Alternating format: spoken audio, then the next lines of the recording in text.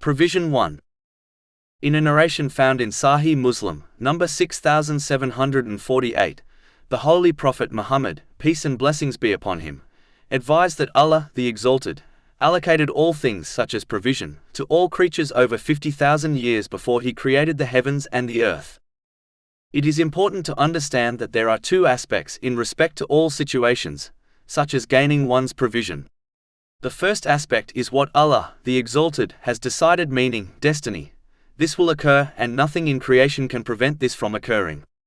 As this is out of a person's hands, it makes no sense to stress over this aspect, as they have no influence on destiny irrespective of what they or anybody else does.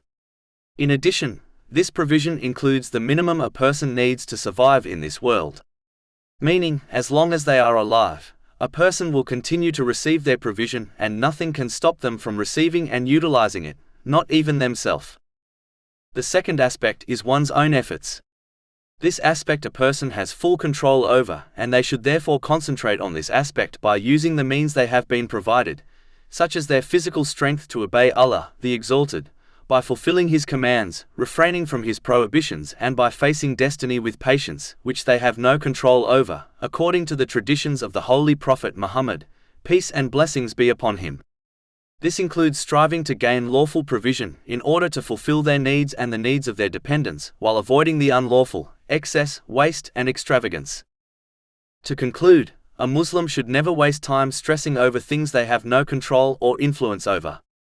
Instead, they should use the means they possess and act on those things which they have control over according to the teachings of Islam. A Muslim must avoid adopting an extreme mentality by either adopting laziness and relying on destiny to deliver their provision to them, nor should they rely completely on their own efforts. The balance is to strive to earn lawful wealth according to the teachings of Islam and rely on the guarantee of Allah, the Exalted, as this reliance will prevent impatience and seeking wealth through unlawful means. This is what Allah, the Exalted, has commanded.